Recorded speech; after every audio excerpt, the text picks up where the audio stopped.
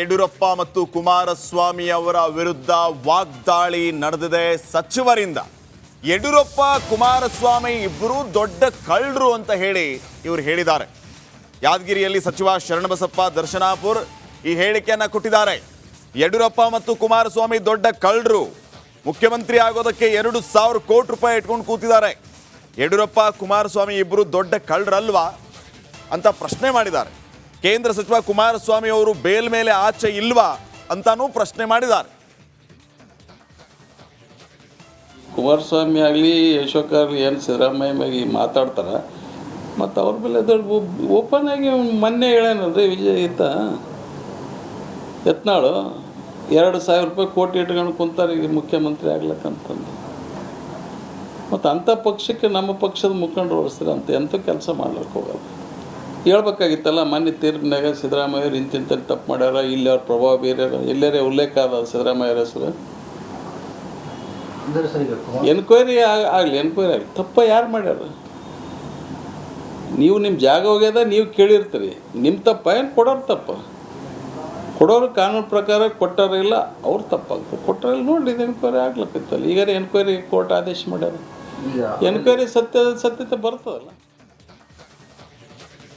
ಪಾಕ್ ಪ್ರಜೆ ಅರೆಸ್ಟ್ ಆಗಿರೋ ವಿಚಾರಕ್ಕೆ ಸಂಬಂಧಪಟ್ಟಂತೆ ಆತನ ಹತ್ರ ಆಧಾರ್ ಕಾರ್ಡ್ ಸಿಕ್ಕಿದ್ದು, ಈತನಿಗೆ ಆಧಾರ್ ಕಾರ್ಡ್ ಮಾಡಿಸಿಕೊಟ್ಟಿದ್ದು ಯಾರು, ಈತನಿಗೆ ಆಧಾರ್ ಕಾರ್ಡ್ ಹೇಗೆ ಸಿಕ್ತು ಅನ್ನೋದ್ರ ಬಗ್ಗೆ ಈಗ ಡಿವೈಎಸ್ಪಿ ಮಾಹಿತಿ ಕಲೆ ಹಾಕುವಂತಹ ಕೆಲಸವನ್ನ ಮಾಡ್ತಾ ಇದ್ದಾರೆ. ಪಾಕ್ ಪ್ರಜೆಗಳಿಗೆ ನಕಲಿ ಆಧಾರ್ ಕಾರ್ಡ್ ಮಾಡಿಕೊಟ್ಟಿದ್ಯಾರು, ದಾಖಲೆ ಮಾಡಿಕೊಟ್ಟವರಿಗೆ ಪೊಲೀಸರು ಈಗ ಶೋಧವನ್ನ ನಡೆಸ್ತಾ ಇದ್ದಾರೆ.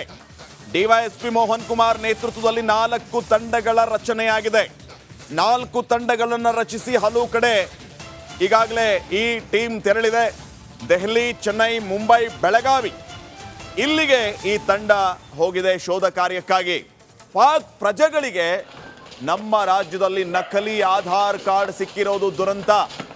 ಇವರಿಗೆ ಹೇಗೆ ನಕಲಿ ಆಧಾರ್ ಕಾರ್ಡ್ ಸಿಕ್ತು, ಮಾಡಿಕೊಟ್ಟವರು ಯಾರು, ಇವರ ಉದ್ದೇಶ ಏನಾಗಿತ್ತು, ಹೀಗೆ ಹಲವು ಆಯಾಮಗಳಲ್ಲಿ ಈಗಾಗಲೇ ಪೊಲೀಸರು ವಿಚಾರಣೆಯನ್ನು ನಡೆಸ್ತಾ ಇದ್ದಾರೆ. ಮುಖ್ಯವಾಗಿ ಇವರಿಗೆ ಸಿಕ್ಕಿರುವಂತ ಈ ನಕಲಿ ಆಧಾರ್ ಕಾರ್ಡ್, ಇದರ ಬೆನ್ನು ಬಿದ್ದಿದ್ದಾರೆ ಪೊಲೀಸರು. ಇವರಿಗೆ ಆಧಾರ್ ಕಾರ್ಡ್ ಮಾಡಿಕೊಟ್ಟವರು ಯಾರು? DYSP Mohan Kumar and team ಈಗ ಈ ವಿಚಾರವಾಗಿ ಇನ್ವೆಸ್ಟಿಗೇಷನ್ ನಡೆಸ್ತಾ ಇದೆ. ಈ ಬಗ್ಗೆ ಇನ್ನಷ್ಟು ಮಾಹಿತಿಯನ್ನು ನೀಡ್ತಾರೆ ಪ್ರತಿನಿಧಿ ನವೀನ್. ಈಗ ನೇರ ಸಂಪರ್ಕದಲ್ಲಿ ನವೀನ್, 4 ತಂಡಗಳ ರಚನೆಯಾಗಿದೆ. ನಕಲಿ ಆಧಾರ್ ಕಾರ್ಡ್ ಹಾವಳಿ ಆನೇಕಲ್ ಸುತ್ತಮುತ್ತ ಮೊದಲಿನಿಂದನೂ ಕೂಡ ಭಾರಿ ಹಾವಳಿ ಇಟ್ಟಿದೆ. ಪೊಲೀಸರು ಈ ಬಗ್ಗೆ ಎಷ್ಟೇ ಕ್ರಮ ಕೈಗೊಂಡ್ರೂ ಕೂಡ ಇಂಥವರಿಗೆ ಕಡಿವಾಣ ಹಾಕೋದು ಆಗ್ತಾ ಇಲ್ಲ. ಹೀಗಾಗಿ ಇಂಥವ್ರು ಬಾಲ ಬಿಚ್ತಾ ಇದ್ದಾರೆ. ಈಗ ಪರ್ಟಿಕ್ಯುಲರ್ಲಿ ಈ ಕೇಸ್ ಬಗ್ಗೆ ಯಾವ ರೀತಿಯ ಕ್ರಮ ಕೈಗೊಳ್ಳುವ ಕೆಲಸ ಆಗ್ತಾ ಇದೆ?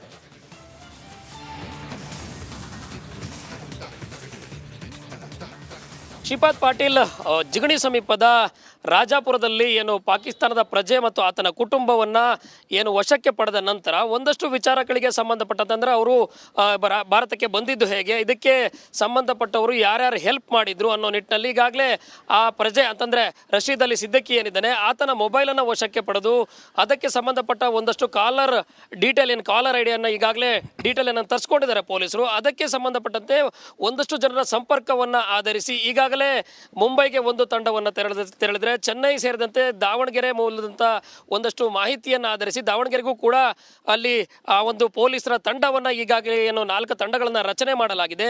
ಆ ಪೊಲೀಸರ ತಂಡ ತೆರಳಿರುವಂಥದ್ದು. ಪೊಲೀಸರ ತಂಡದಲ್ಲಿಯೂ ಕೂಡ ಏನು ಸಾಕಷ್ಟು ಈಗಾಗಲೇ ಆನೇಕಲ್ ಉಪವಿಭಾಗದಲ್ಲಿ ಒಂದಷ್ಟು ಪರಿಣತರೇನಿದ್ದಾರೆ ಅವರ ತಂಡವನ್ನು ರಚನೆ ಮಾಡಿರುವಂಥದ್ದು. ಡಿವೈಎಸ್ಪಿ ಮೋಹನ್ ನೇತೃತ್ವದಲ್ಲಿ ರಚನೆ ಆಗಿರುವ ತಂಡದಲ್ಲಿ 4 ಪ್ರತ್ಯೇಕ ತಂಡಗಳನ್ನು ರಚನೆ ಮಾಡಿ ಈ ಒಂದು ಪ್ರಕರಣವನ್ನು ಈಗಾಗಲೇ NIA ಸೇರಿದಂತೆ ಬೇರೆ ಬೇರೆ ಅಧಿಕಾರಿಗಳ ತಂಡ ಅವರ ತನಿಖೆಯನ್ನು ಕೂಡ ಏನು ಮಾಡಲಾಗ್ತಿದೆ. ಆ ಒಂದು ತನಿಖೆಯನ್ನು ಕೂಡ ಆಧರಿಸಿ ಯಾವ್ಯಾವ ಮಾಹಿತಿ ಸಿಕ್ಕಿದೆ, ಜೊತೆಗೆ ಲ್ಯಾಪ್ಟಾಪ್ ಸೇರಿದಂತೆ ಮನೆಯಲ್ಲಿ ಸಿಕ್ಕಂತಹ ಎಲೆಕ್ಟ್ರಾನಿಕ್ ವಸ್ತುಗಳಿಂದ ಯಾರ್ಯಾರ ಸಂಪರ್ಕವನ್ನು ಇವರೇನಾದರೂ ಮಾಡಿದ್ದ, ಪಾಕಿಸ್ತಾನದ ಕರಾಚಿಯಲ್ಲಿ ಇವರು ಏನಾದರೂ ಪದೇ ಪದೇ ಯಾರ ಮೂಲಕ ಮಾತನಾಡಿದಾರೋ ನಿಟ್ಟಿನಲ್ಲಿ ಒಂದಷ್ಟು ಮಾಹಿತಿಯನ್ನು ಈಗಾಗಲೇ ತನಿಖಾ ತಂಡ ಕಲೆ ಹಾಕಿರುವ ಹಿನ್ನೆಲೆಯಲ್ಲಿ ನಿನ್ನೆ ADGP ಅವರು ಕೂಡ ಜಿಗಣಿ ಪೊಲೀಸ್ ಠಾಣೆಗೆ ಭೇಟಿ ನೀಡಿ ಅಲ್ಲಿ ಅಧಿಕಾರಿಗಳ ಸಭೆಯನ್ನು ನಡೆಸಿದ ಬಳಿಕ ಈ ಪೊಲೀಸರ 4 ತಂಡವನ್ನು ಏನು ರಚನೆ ಮಾಡಿದ್ದಾರೆ ಅವರು ಈಗ ಈ ಒಂದು ರಶೀದ್ ಅಲಿ ಸಿದ್ದಿಕಿ ಮತ್ತು ಆತನ ಪತ್ನಿಯನ್ನ ಈಗಾಗಲೇ ಏನು ವಶಕ್ಕೆ ಪಡೆಯಲಾಗಿದೆ. ಅಂದರೆ ಇವರು ಹೆಸರನ್ನ ಬದಲಾವಣೆ ಮಾಡಿಕೊಂಡು ನಕಲಿ ಆಧಾರ್ ಕಾರ್ಡ್ ಹಾಗೂ ಪ್ಯಾನ್ ಕಾರ್ಡ್ ಸೇರಿದಂತೆ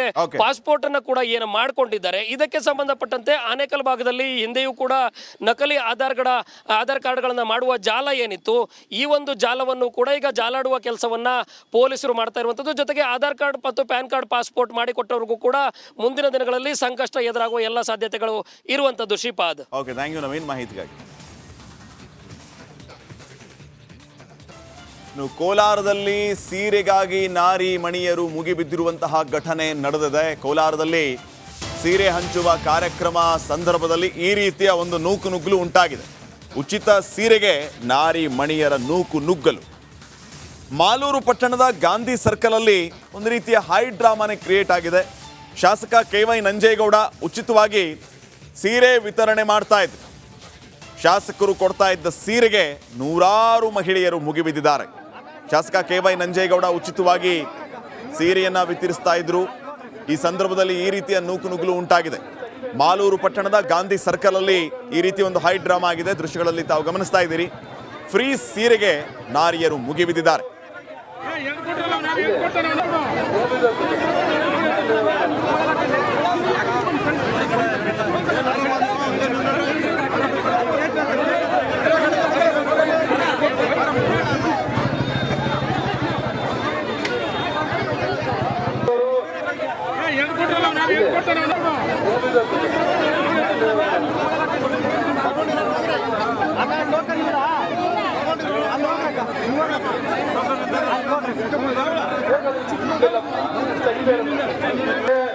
ಟೋಕನ್ ಇಲ್ಲ ಅಂದ್ರೂ ಲಾಸ್ಟ್ ನೋಡ್ಕೊಂಡು ಕೊಡ್ತೀರಿ. ದಯವಿಟ್ಟು ಟೋಕನ್ ಇಲ್ಲ ಈ ಕಡೆ ಬಂದ್ಬಿಡ್ರಿ.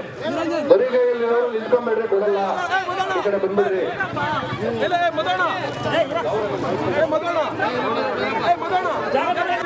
ಬರೀ ಟೋಕನ್ ಇರೋರು ಮಾತ್ರ ಎಲ್ಲರೂ ಸಿಗ್ತದೆ. ಟೋಕನ್ ಇರೋರು ಎಲ್ಲರೂ.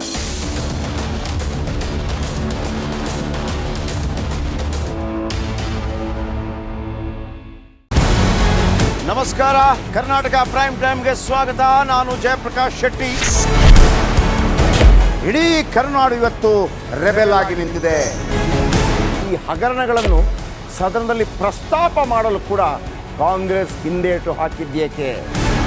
ನಿಮ್ಗೆ ಸಂಬಳ ಅದಕ್ಕೆ, ನಿಮಗೆ ವಾಹನ ಅದಕ್ಕೆ, ನಿಮಗೆ ವೆಪನ್ ಅದಕ್ಕೆ, ನೀವು ಅದನ್ನು ಸೆರೆ ಹಿಡಿಬೇಕಾಗಿದೆ. ನೀವು ವಿದ್ಯುತ್ ಬರ ಇದೆ ಅಂತ ಹೇಳ್ತಾ ಇದ್ದೀರಿ. ಎಲ್ಲಿ ಬರ ಇದೆ ನೀವು ಹೇಳಬೇಕು.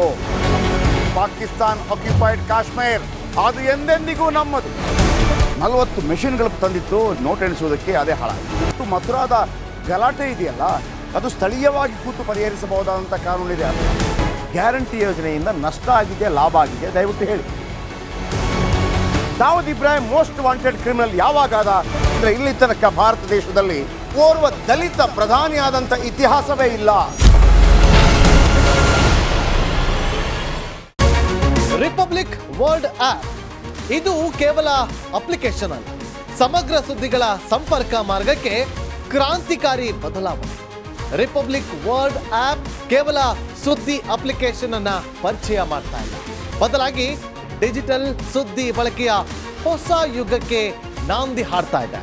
ಇದೊಂದು ಬ್ರೇಕಿಂಗ್ ನ್ಯೂಸ್, ಪ್ರಭಾವಶಾಲಿ ಕಾರ್ಯಕ್ರಮಗಳಿಗೆ ಗಟ್ಟಿಯಾದ ವೇದಿಕೆ. ರಿಪಬ್ಲಿಕ್ ವರ್ಲ್ಡ್ ಅಪ್ಲಿಕೇಶನ್ ಈಗ ಲೈವ್ ಆಗಿದೆ. ಗೂಗಲ್ ಪ್ಲೇ ಸ್ಟೋರ್ ಮತ್ತು ಆಪಲ್ ಆಪ್ ಸ್ಟೋರ್ ಎರಡರಲ್ಲೂ ಲಭ್ಯವಿದೆ. ಈಗಲೇ ಡೌನ್ಲೋಡ್ ಮಾಡಿ.